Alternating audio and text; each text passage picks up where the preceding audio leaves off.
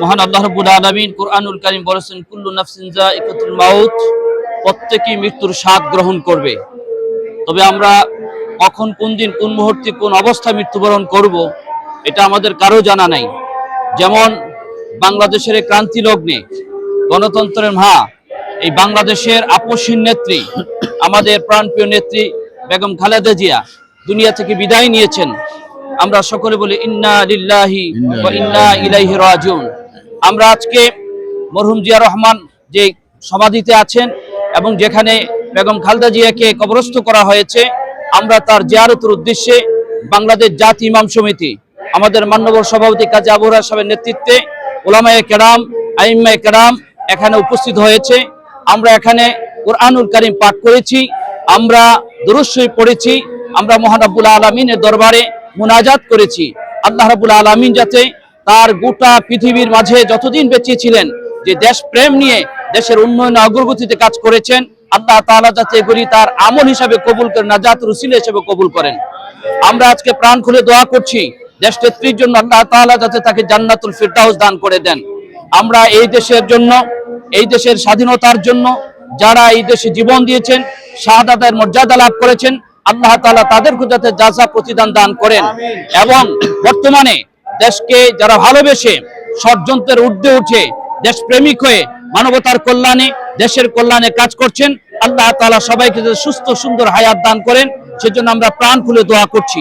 বাংলাদেশ জাতীয় ইমাম সমিতি সর্ব অবস্থায় এই দেশের জন্য, এই দেশের মানুষের জন্য, এই দেশ উলামায়ে কেরামের জন্য, এই দেশের মসজিদগুলি, বিশেষ করে মসজিদের ইমাম, মুয়াজ্জিন, খতিবদের জন্য দিন রাত কাজ করে যাচ্ছেন।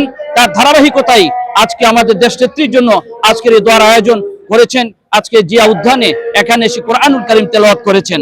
তা আমরা গোটা জাতির কাছে আশা এবং প্রত্যাশা, যাতে আমাদের এই দেশ নেত্রী যেইভাবে দেশকে ভালোবেসেছেন, আমরা যাতে সেইভাবে দেশকে ভালোবেসে এই দেশের উন্নয়নে অগ্রগতিতে যুগান্তকারী ভূমিকা পালন করতে পারি। আল্লাহ তাআলা আমাদের সবাইকে যাতে সেই তৌফিক দান করেন। আমরা দেখতে পাচ্ছি বাংলাদেশকে নিয়ে ষড়যন্ত্র করছে, দেশের মধ্যে দেশের বাহিরে এই ষড়যন্ত্র প্রতিহত করে এই দেশকে সুরক্ষিত করা, এই দেশকে সংরক্ষিত করা, এই দেশকে নিরাপত্তার দেশ হিসাবে পৃথিবীর কাছে উপস্থাপন করা, এইটা বিশেষ করে বাংলাদেশের আইম্মায়ে কেরাম মসজিদের মিম্বরে মেহরাবে তারা প্রতি শুক্রবারে যে শান্তিপূর্ণ আলোচনা করেন, এর মাধ্যমে কিন্তু আজকে গোটা বিশ্বে এই মুসলিম দেশ হিসাবে, শান্তির দেশ হিসাবে আজও বিদ্যমান রয়েছে। কিন্তু এক ধরনের দেশের শত্রু যারা, তারা এই দেশের মাঝে অরাজকতা তৈরি করে, তারা বিভিন্নভাবে গুজব কাহিনী তৈরি করে বাংলাদেশের মানুষের সাম্য, ভ্রাতৃত্ব, সহানুভূতি নষ্ট করছে। আমরা আশাবাদ ব্যক্ত করব যে তারা এই সমস্ত গুজবের পথ ছেড়ে দিয়ে তারা শান্তির পথে, ঐক্যের পথে, মানবতার পথে, মানবতার কল্যাণের পথে কাজ করবেন, দেশের জন্য কাজ করবেন, দেশের স্বপ্ন দেখবেন। আল্লাহ তাবারক ওয়া তাআলা আমাদের আজকের দোয়া অনুষ্ঠান কবুল করে আজকে মরহুম জিয়া রহমান এবং বেগম খালেদা জিয়াকে আল্লাহ তাআলা জান্নাতুল ফিরদাউস দান করে দেন। এবং আমাদের আব্বা আম্মা যারা আত্মীয় স্বজন দুনিয়া থেকে বিদায় নিয়েছে, আল্লাহ তাআলা সবাইকে জান্নাতুল ফিরদাউস দান করুন।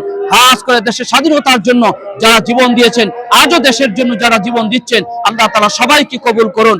সবশেষে আমরা উদাত্ত আহ্বান করি গোটা দেশবাসীর কাছে, আসুন আমরা সকল ঐক্যবদ্ধ হই, আমাদের বিভেদ আমরা ভুলে যাই, আমরা পরস্পরের কাঁধা ছোঁয়াছুড়ি ছেড়ে দেই। যেমন মসজিদে একজন ইমাম, একজন খতিব যেভাবে প্রত্যেকটি মুসল্লিকে ঐক্যের আহ্বান করছে, আসুন সে ঐক্যের প্ল্যাটফর্ম তৈরি করি। আল্লাহ তাআলা আমাদের সবাইকে কবুল করুন।